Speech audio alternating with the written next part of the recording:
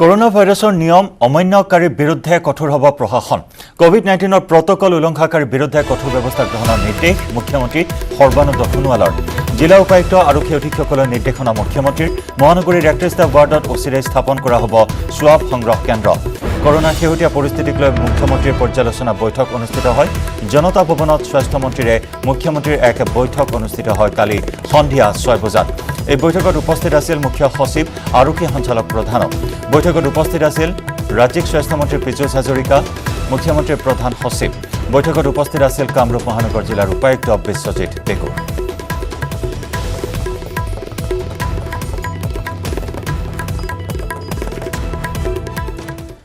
সৰ্বোচ্চ ন্যায়ালয়ৰ নিৰ্দেশনাক অৱমাননা কৰি কাজিৰঙাৰ এনিমেল কৰিডৰত চলা অবৈধ নিৰ্মাণ কাৰ্যক লৈ অব্যাহত আছে প্ৰতিক্ৰিয়া। আনহাতে ৰাজ্য চৰকাৰৰ এজন মন্ত্ৰীৰ নাম এই অবৈধ নিৰ্মাণ কাৰ্যত সাঙুৰ খাই পৰাৰ পাছত সুৰ সলনি হৈ পৰিছে বন বিভাগৰ। সৰ্বোচ্চ ন্যায়ালয়ে কাজিৰঙাৰ 37 নম্বৰ ৰাষ্ট্ৰীয় ঘাইপথৰ নিৰ্ধাৰিত 9টা এনিমেল কৰিডৰত কোনো ধৰণৰ নিৰ্মাণ কাৰ্য চলাব নোৱাৰিব বুলি দিয়া নিৰ্দেশৰ পাছতো ৰাজ্যৰ বন বিভাগ ব্যস্ত হৈ পৰিছে সৰ্বোচ্চ ন্যায়ালয়ৰ নিৰ্দেশক শিথিলতা অনাৰ। এই ক্ষেত্ৰত অতিৰিক্ত প্ৰধান মুখ্য বন সংৰক্ষক MK যাদৱে সাংবাদিকৰ আগত কৰা মন্তব্য মতে জনবসতি প্ৰধান এলেকাসমূহত চিহ্নিত কৰা কৰিডৰসমূহত কিছু শিথিলতা অনাৰ ব্যৱস্থা কৰা হৈছে। নিৰ্মাণ কাৰ্য চলি থকা অঞ্চলটোত আছে এখন চাহ বাগিচা আৰু নিৰ্মীয়মান এটা গৃহ। কিন্তু সৰ্বোচ্চ ন্যায়ালয়ৰ নিৰ্দেশনাৰ পাছতো বন বিভাগে কাৰ স্বাৰ্থত এই শিথিলতা অনাৰ তৎপৰতা অৱলম্বন কৰিছে ইয়াক লৈ উত্থাপিত হৈছে বহু প্ৰশ্নৰ। ইফালে এই নিৰ্মাণ কাৰ্য চলি থকা কৰিডৰটোত বানৰ সময়ত কোনো বন্যপ্ৰাণীৰ বিপদৰ সন্মুখীন হলেহে বিষয়টো বিবেচনা কৰা হ'ব বুলি মত পোষণ কৰে বন বিভাগৰ উচ্চপদস্থ বিষয়াগৰাকীয়ে। তদুপৰি কলিয়াবৰ মহকুমাৰ অন্তৰ্গত এলেকাৰ কাঞ্চনজুৰিত চলি থকা নিৰ্মাণ কাৰ্য সন্দৰ্ভত কলিয়াবৰ মহকুমা প্ৰশাসনে গড়কাপ্তানি বিভাগেহে কিছু নিৰ্মাণ কাৰ্য কৰি থকা বুলি দায় কৰা মন্তব্য দিয়ে।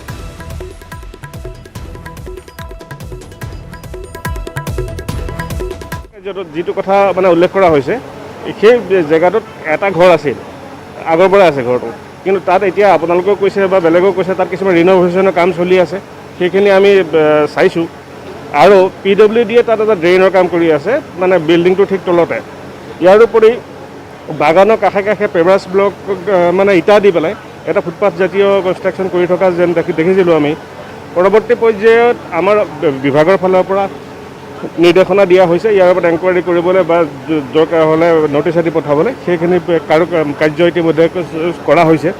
আৰু যদিহে উচ্চতম ন্যায়ালয়ৰ কোনো আদেশক যদি উলংঘা কৰিছে তেতিয়াহ'লে আমি ব্যৱস্থা। গভীৰ অৰ্থ সংকটত ৰাজ্যৰ বেণ্ড পাৰ্টিসমূহ। বিয়া সবাহত ৰাইজক পুৱাৰ পৰা মনোৰঞ্জন দি অহা বেণ্ড পাৰ্টিসমূহৰ অৰ্থনৈতিক অৱস্থা বৰ্তমান তথৈবচ।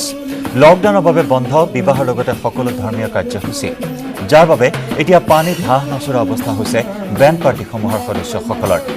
ঢেকীয়া কচু বুটলি আনি বজাৰত বিক্ৰী কৰি পোৱা ধনেৰে পৰিয়াল পোহপাল দিবলগীয়া হৈছে বেণ্ড পাৰ্টিৰ সদস্যই।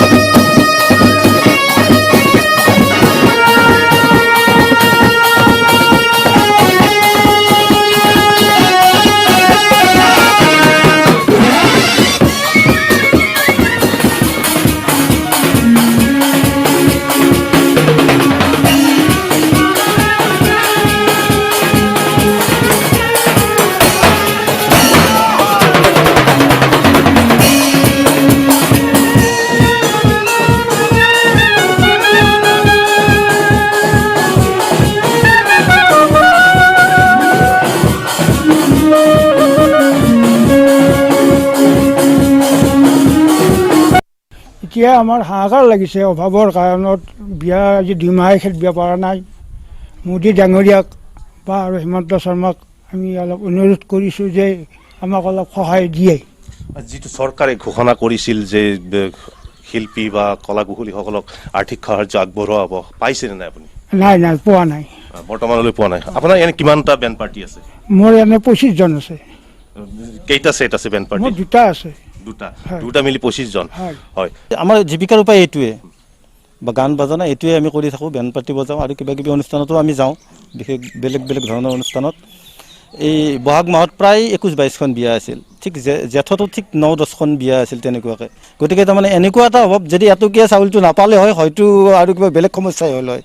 সেই চাউলটো পাই আছে, পাই থকাৰ কাৰণে কিবা ঢেকীয়া চেকীয়া কিছু কোনোবাই ঢেকীয়া শাকে লৈ যায়, কোনোবাই তামোলে লৈ যায়, এনেকৈ কিবা কিবি নি কিনে মানুহখিনি চলি আছে, কিবাকৈ মানে পেটৰ তাৰণাটো গুচাই আছে।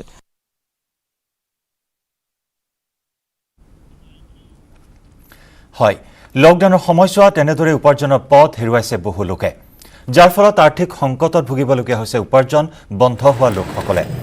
এনে এক দুৰ্যোগৰ সময়তো স্বাৱলম্বিতাৰ পথ বাছি উলিয়াবলৈ সক্ষম হৈছে এছাম কৰ্মঠ লোকে। তেনে এগৰাকী যুৱক হৈছে ৰঙিয়াৰ উদীয়মান কণ্ঠশিল্পী বিকুল শইকীয়া। দীৰ্ঘদিনীয়া লকডাউনৰ বাবে এইবাৰ সাংস্কৃতিক কাৰ্যসূচী বন্ধ থকাত বহু শিল্পীৰ দৰে বিকুল শইকীয়াও আৰ্থিক সংকটত ভুগিবলগীয়া হৈছে। সাংস্কৃতিক মঞ্চৰ জনপ্ৰিয় কণ্ঠশিল্পী বিকুল শইকীয়াই এনে এক সংকটৰ সময়তে নিজ গৃহতে এখন নাৰ্চাৰী খুলিছে। এই নাৰ্চাৰীখনৰ জৰিয়তে কণ্ঠশিল্পীজনে নিজৰ লগতে আন 10 জনকো স্বাৱলম্বী কৰিবলৈ সক্ষম হৈছে। গ্ৰীণ জোন নামৰ এই নাৰ্চাৰীখনে অতি কম সময়ৰ ভিতৰতে সমাদৰ লাভ কৰিছে গ্ৰাহকৰ। বিহুৰ প্ৰগ্ৰেমবিলাক আমাৰতো লকডাউনত বন্ধ হৈ গ'ল। যেতিয়া বন্ধ হৈ গ'ল বিহুৰ প্ৰগ্ৰেম, তেতিয়া কি কৰি থাকোঁ, এনেকৈ হাত খাপতি বহি থাকিলে নহ'ব, যিহেতু এইটোৱেই উপাৰ্জনৰ পথ আছিল। প্ৰগ্ৰেম কৰি পেলাই চলোঁ। তাৰপিছত কি মনলৈ আহিল কি এনেও মই আগৰ পৰা মই ফুল ফল এইবোৰ বস্তু মই আগৰ পৰা ভাল পাওঁ, নিজৰ ঘৰতো আগৰ পৰা লগাই আছোঁ এইবোৰ।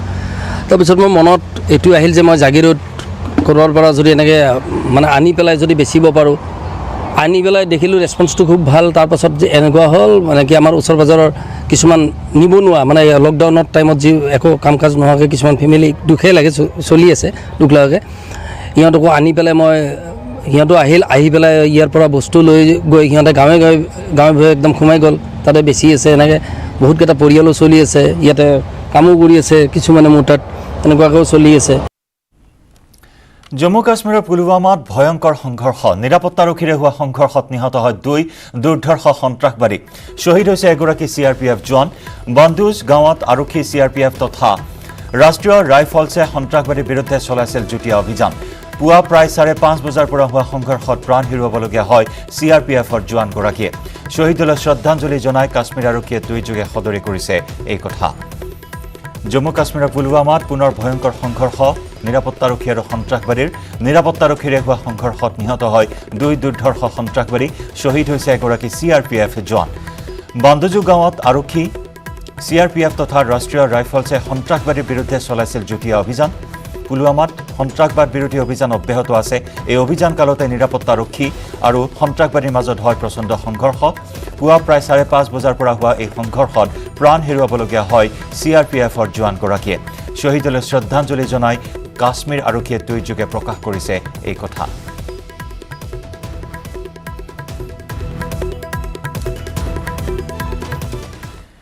কৃত্ৰিম বানৰ কবলত জাগিৰোড। নিশাৰ পৰা অহা নেৰানেপেৰা বৰষুণৰ ফলত সমগ্ৰ জাগিৰোডত সৃষ্টি হয় কৃত্ৰিম বানৰ। পাহাৰৰ পৰা নামি অহা পানীৰ ঢলে ক্ষতি সাধন কৰিছে বহু বাসগৃহৰ, উটুৱাই নিছে বহু লোকৰ ঘৰৰ সামগ্ৰীও। দোকান ঘৰ সকলোতে একাংশ পৰ্যন্ত পানী। দোকানসমূহত পানী সোমোৱাত নষ্ট হৈছে বহু সা সামগ্ৰী। ইফালে 37 নম্বৰ ৰাষ্ট্ৰীয় ঘাইপথৰ লগতে মৰিগাঁও জাগিৰোড সংযোগী পথতো সৃষ্টি হৈছে কৃত্ৰিম বানৰ। আনহাতে কৃত্ৰিম বানৰ ফলত ইনভাৰ্টাৰত বিদ্যুৎস্পৃষ্ট হৈ মৃত্যু হয় ৰেতাব বৰদলৈ নামৰ এজন লোকৰ। জাগিৰোডত কোনো পৰিকল্পনাৰ অবিহনে যধে মধে নলা নিৰ্মাণ কৰাৰ বাবেই কৃত্ৰিম বানৰ সন্মুখীন হোৱা বুলি অভিযোগ উত্থাপন কৰিছে স্থানীয় লোকে।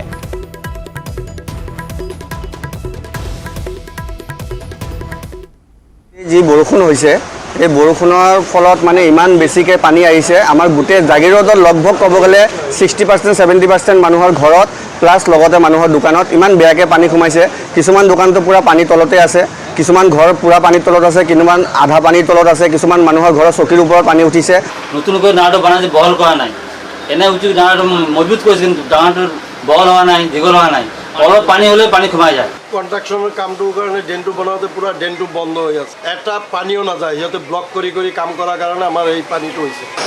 ওলাই গ'লেও পুৰা পানীয়ে পানী, ওলাই গ'লেও ওলাই কিনে বাহিৰ ওলাই পলালোঁ। বস্তুকেইটা ওলাব পৰা নাই, এনে আছে পৰি, চব লৈ গ'ল কিবা কিবি, মানে বাচন কিবা কিবি লৈ গ'ল পালে। সদ্য ঘোষিত হাইস্কুল শিক্ষান্ত পৰীক্ষাত সুখ্যাতিৰে উত্তীৰ্ণ হোৱা হাওৰাঘাটৰ ফুলনি অঞ্চলৰ কৃতি ছাত্ৰ ছাত্ৰীসকলক সোমবাৰে চেলুৱাৰ টেৰন LP স্কুলৰ প্ৰাংগণত বিপুল সম্বৰ্ধনা জ্ঞাপন কৰা হয়। ফুলনি পৰিষদীয় সমষ্টিৰ অন্তৰ্গত হাৱে ক্ৰ' গাঁৱৰ উদীয়মান যুৱক তথা সমাজসেৱক দৰ্শন ক্ৰ'ৰ নেতৃত্বত বিশ্ব হিন্দু পৰিষদ আৰু ৰাষ্ট্ৰীয় স্বয়ংসেৱক সংঘৰ ফুলনি ৰেংবং হোম সেৱাশ্ৰমৰ সহযোগত অনুষ্ঠিত এই সম্বৰ্ধনা অনুষ্ঠান অনুষ্ঠিত হয়। সম্বৰ্ধনা জ্ঞাপন অনুষ্ঠানত কৃতি শিক্ষাৰ্থীসকলক একোখনকৈ কাৰ্বি পহ, অভিধান আৰু কলম আদিৰে সম্বৰ্ধনা জ্ঞাপন কৰা হয়। অনুষ্ঠানত উপস্থিত থাকে ক্ৰমে ৰাষ্ট্ৰীয় স্বয়ংসেৱক সংঘৰ কাৰ্বি আংলং জিলা সমিতিৰ বৈধিক প্ৰমুখ হলিৰাম বসুমতাৰী, বিশ্ব হিন্দু পৰিষদ কাৰ্বি আংলং জিলা সমিতিৰ সহকাৰী সম্পাদক বন্ধুৰাম স্বৰ্গীয়াৰী, ভাৰতীয় জনতা পাৰ্টীৰ কাৰ্বি আংলং জিলা সমিতিৰ সভাপতি ধন সিং তেৰণ, প্ৰাক্তন MLA বিদ্যা সিং ইংলেং, বিশ্ব হিন্দু পৰিষদৰ ফুলনি প্ৰখণ্ডৰ সভাপতি ৰাজেন তকবি প্ৰমুখে বহু গণ্যমান্য ব্যক্তি উপস্থিত থাকে।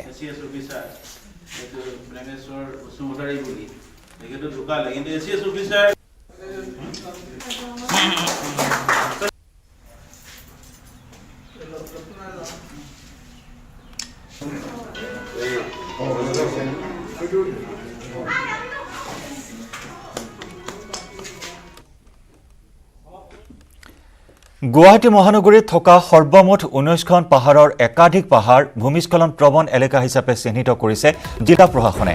এই ভূমিস্খলন প্ৰৱণ এলেকা হিচাপে চিহ্নিত কৰা অন্যতম স্থান হৈছে নুনমাটিৰ কেইবাটাও পাহাৰ অঞ্চল। এনে ভূমিস্খলন এলেকাত বিপদসংকুল অৱস্থাত বাস কৰিছে শতাধিক লোকে।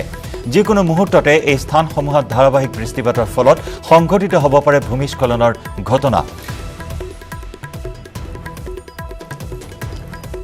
আমি জনাইছো গুৱাহাটী মহানগৰীত থকা সৰ্বমুঠ 19খন পাহাৰৰ একাধিক পাহাৰ ভূমিস্খলন প্ৰৱণ এলেকা হিচাপে চিহ্নিত কৰিছে কামৰূপ মহানগৰ জিলা প্ৰশাসনে।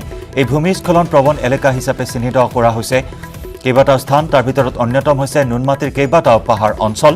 আৰু এনে ভূমিস্খলন এলেকাত বিপদসংকুল অৱস্থাত বাস কৰিছে শতাধিক পৰিয়ালে। যিকোনো মুহূৰ্ততে এই স্থানসমূহত ধাৰাবাহিক বৃষ্টিপাতৰ ফলত সংঘটিত হ'ব পাৰে ভয়ংকৰ ভূমিস্খলনৰ ঘটনা। এই খণ্ডত চাৱা হওক নুনমাটিৰ পৰা আমাৰ সাংবাদিক অজয় বৰ্মনৰ এক বিশেষ ৰিপৰ্ট। বিগত কেইবাদিনো ধৰি আহি থকা মুখলধাৰ বৰষুণৰ ফলত ক্ৰমাৎ বিপদজনক হৈ পৰিছে মহানগৰী পাহাৰীয়া অঞ্চলসমূহ। আৰু এই মুহূৰ্তত মই উপস্থিত আছোঁ মহানগৰী নুনমাটিৰ যি নিজৰাপাৰ অঞ্চল, এই নিজৰাপাৰ অঞ্চলত। আৰু মোৰ পিছফালে এই মুহূৰ্তত এখন পাহাৰ মই দেখুৱাবলৈ চেষ্টা কৰিছোঁ, যি পাহাৰত প্ৰায় শতাধিক লোক বাস কৰে, বিপদসংকুলভাৱে শতাধিক লোক বাস কৰে। আৰু এই দৃশ্য দেখুৱাইছোঁ পাহাৰৰ যি ভূমিস্খলন, এই পাহাৰত পূৰ্বতেও ভূমিস্খলন সংঘটিত হৈছিল আৰু সংঘটিত হৈ দুৰ্ঘটনা সংঘটিত হৈছিল। আৰু আমি নিউজ 18 অসম নৰ্থ ইষ্টৰ দৰ্শকসকলক সেই বাতৰি সম্প্ৰচাৰ কৰিছিলোঁ। আৰু বিগত বৰ্ষসমূহৰ দৰে এই বৰ্ষতো দেখুৱাইছোঁ এই দৃশ্য আমি, যে পাহাৰীয়া অঞ্চলসমূহ ক্ৰমাৎ বৰষুণৰ ফলত পাহাৰীয়া অঞ্চলসমূহ ক্ৰমাৎ ভয়াৱহ হৈ পৰিছে। আৰু যিকোনো মুহূৰ্ততে পাহাৰৰ পৰা ভূমিস্খলন হৈ তাৰ তলত বাস কৰা বাসিন্দাসকলৰ বিপদ ঘটাব পাৰে। আৰু এই দৃশ্য দেখুৱাইছোঁ নিউজ 18 অসম নৰ্থ ইষ্টৰ দৰ্শকসকলক। আৰু এটা কথা উল্লেখ কৰিব লাগিব, এই মুহূৰ্তত যি চৰকাৰৰ এটা বিভাগ আছে দুৰ্যোগ প্ৰশমন বিভাগ, আৰু দুৰ্যোগ প্ৰশমন বিভাগৰ তৰফৰ পৰা এই মুহূৰ্তলৈকে কিন্তু এই সকলো লোকৰ সজাগতা বৃদ্ধিৰ কাৰণে কোনো ধৰণৰ পদক্ষেপ লোৱা পৰিলক্ষিত হোৱা নাই। এই মুহূৰ্তলৈকে এই অঞ্চলসমূহত যি মহানগৰী কেইবাটাও স্থান আছে বিপদসংকুল হিচাপে চিহ্নিত কেইবাটাও স্থান আছে, কিন্তু এই স্থানসমূহত কোনো ধৰণৰ এতিয়ালৈকে সজাগতামূলক কোনো ধৰণৰ ব্যৱস্থা গ্ৰহণ কৰা নাই। অপৰিৱৰ্তিত ৰূপত ধেমাজিৰ জীয়াঢলৰ বান পৰিস্থিতি। বিগত এমাহ ধৰি জীয়াঢলৰ তাণ্ডৱত দুৰ্বিষহত যাতনাৰ সন্মুখীন হ'বলগীয়া হৈছে বানাক্ৰান্ত ৰাইজ। ঘৰৰ বাহিৰে ভিতৰে সকলোতে কেৱল পানীয়ে মাথো পানী। ইফালে পানীত বুৰ গ'ল ভঁৰালৰ ধান। বানৰ বাবে আধা পকা ধানকে কাটি আনি পথৰ ওপৰত শুকুৱাইছে ৰাইজে। ধেমাজিৰ সংবাদদাতা মন বিকাশ বৰগোহাঁই প্ৰস্তুত কৰা এক বিশেষ ৰিপৰ্ট আগবঢ়াইছোঁ। অপৰিৱৰ্তিত ৰূপত আছে ধেমাজিৰ বান পৰিস্থিতি।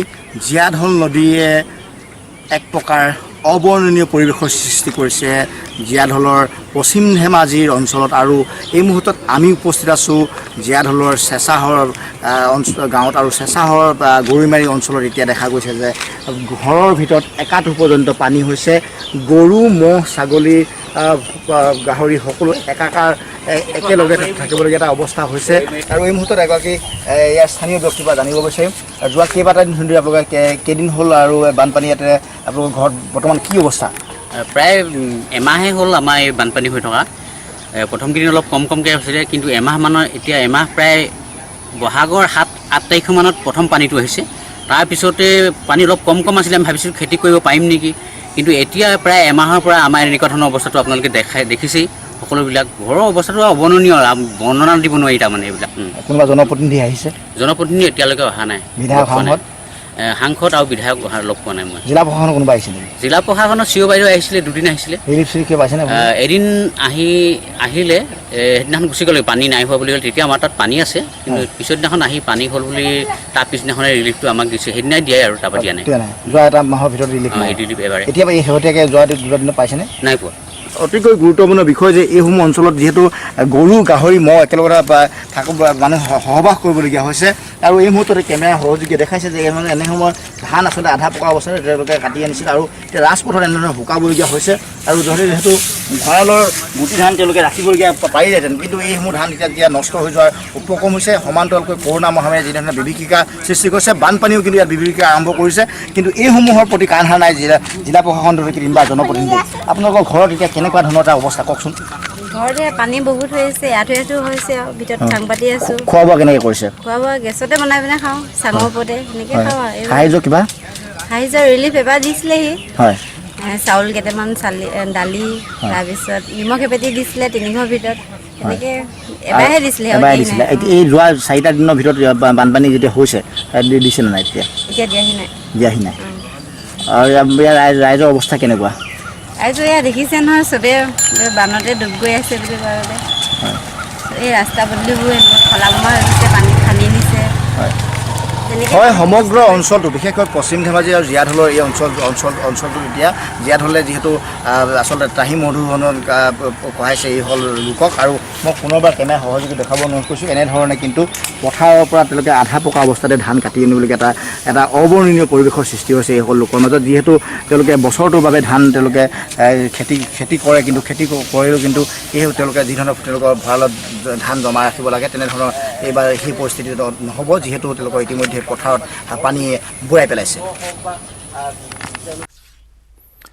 এটা বিদ্যুতৰ ট্ৰেন্সফৰ্মাৰ বিকলক অজুহাত হিচাপে লৈ গহপুৰত এটা কোৱাৰেণ্টাইন চেণ্টাৰ বন্ধ কৰি দিয়া হৈছে আৰু ইয়াকে লৈ তীব্ৰ আতংক বিৰাজ কৰিছে ৰাইজৰ মাজত গহপুৰ বিধানসভা সমষ্টিৰ অন্তৰ্গত ফুলেঙি গাঁও পঞ্চায়তৰ একমাত্ৰ হোম কোৱাৰেণ্টাইন চেণ্টাৰ আছিল ঘগৰা বস্তিৰ 3 নম্বৰ ৱাৰ্ডত অৱস্থিত মাধৱদেৱ হাইস্কুলখন বহিৰাজ্যৰ পৰা অহা লোকসকল এই বিদ্যালয়তে কোৱাৰেণ্টাইনত আছিল 20 জুনত এই বিদ্যালয়খনৰ কাষত থকা ট্ৰেন্সফৰ্মাৰটো বিকল হৈ পৰাত চেণ্টাৰটো বন্ধ কৰি তাত থকা 4 গৰাকী মানুহক নিজ নিজ ঘৰলৈ যাবলৈ পঞ্চায়ত কৰ্তৃপক্ষই নিৰ্দেশ দিয়ে আজি অহা লোকসকলকো নিজ নিজ গৃহত থাকিবলৈ বাধ্য কৰোৱা হয় যাৰ বাবে স্থানীয় লোকসকল বৰ্তমান গণসংক্ৰমণৰ আশংকাত ভুগিছে 2 দিনৰ ভিতৰত নলবাৰী দেওনাবৰী ঘগৰাবস্তি চেঙাইগাঁও সহ অন্যান্য গাঁৱৰ যথেষ্ট সংখ্যক যুৱক আহিব সেয়েহে বিভাগীয় কৰ্তৃপক্ষ তথা প্ৰশাসনক ইয়াৰ বাবে শীঘ্ৰে বিহিত ব্যৱস্থা গ্ৰহণ কৰিবৰ বাবে স্থানীয় ৰাইজে দাবী জনাইছে এই খণ্ডত চাওয়া হওক গহপুৰৰ পৰা আমাৰ সংবাদদাতা পলাশ ফুকনৰ এক বিশেষ ৰিপৰ্ট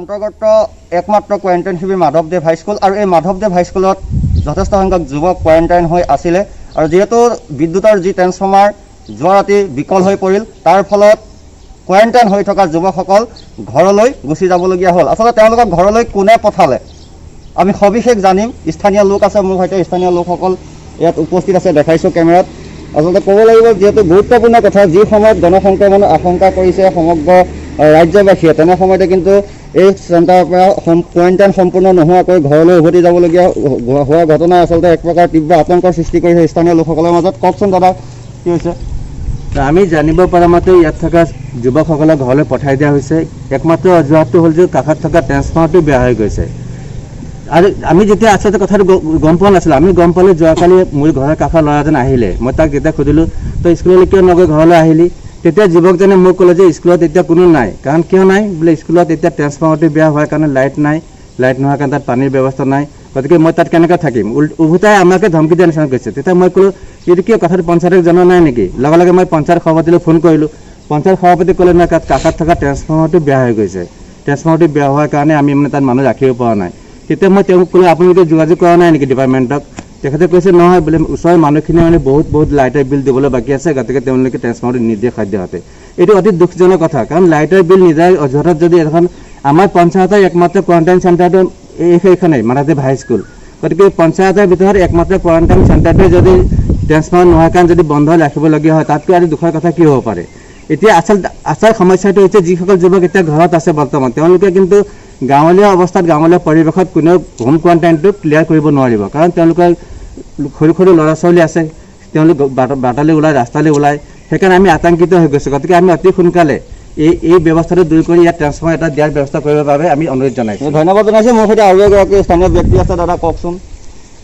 তাকে এতিয়া বহিৰাজ্যৰ পৰা 2-এজনকৈ যুৱক আহিয়েই আছে আমাৰ এই পঞ্চায়তৰ অন্তৰ্গত বিভিন্ন গাঁৱত, গতিকে সেই যুৱকসকলে যিহেতু মাত্ৰ 7 দিনৰ কোৱাৰেণ্টাইনহে কৰি অহা বুলি আমি জানিব পাৰিছোঁ। এতিয়া আপোনালোকৰ মাজত আতংকৰ সৃষ্টি হৈছে নেকি? যিহেতু গণসংক্ৰমণৰ যি আশংকা সেইটো কৰিব পাৰি নেকি? সেইটো কথাক লৈ পৰা আমি আতংকিত হৈছোঁ, যিহেতু তেওঁলোকৰ যি 14 দিনৰ কোৱাৰেণ্টাইনৰ কথা আমি জানো, সেই কথাটো তেওঁলোকে এই বিদ্যালয়ত আহি যদি সম্পূৰ্ণ কৰি নিজ ঘৰলৈ যায়, তেতিয়াহ'লে আমি আশ্বস্ত হ'ব পাৰোঁ, কিন্তু তাকে নোহোৱাৰ কাৰণে আমি এতিয়া অকণমান আতংকিত হৈছোঁ। পঞ্চায়ত প্ৰতিনিধিগৰাকীয়ে যুৱককেইজনক যাবলৈ নিৰ্দেশ দিলে নহয় জানো? আমি তেনেকুৱাই জানিব পাৰিছোঁ, যিহেতু ইয়াত থকা যুৱকেইজনো সম্পূৰ্ণ নোহোৱাকৈ গুচি গৈছে। হয়, নিশ্চয়কৈ ক'ব লাগিব, যি সময়ত সমগ্ৰ দেশৰ লগতে ৰাজ্যত এক প্ৰকাৰ সাৱধানতা অৱলম্বন কৰি আছে কৰোণা ভাইৰাছৰ পৰা পৰিত্ৰাণ পাবলৈ, তেনে ক্ষেত্ৰতে কিন্তু কোৱাৰেণ্টাইন সম্পূৰ্ণ নোহোৱাকৈ আচলতে 4জন যুৱকক পঞ্চায়তৰ বিষয়ববীয়াসকলে যাবলৈ দিছে, কিয়নো বিদ্যুৎ বিভাগৰ যি বিদ্যুৎ ট্ৰেন্সফৰ্মাৰ আছে সেই ট্ৰেন্সফৰ্মাৰ বিকল হৈ পৰিছে, আৰু সেই অজুহাততে 4জন যুৱকক যাব দিয়াত এতিয়া গাঁওবাসী আতংকিত হৈ পৰিছে।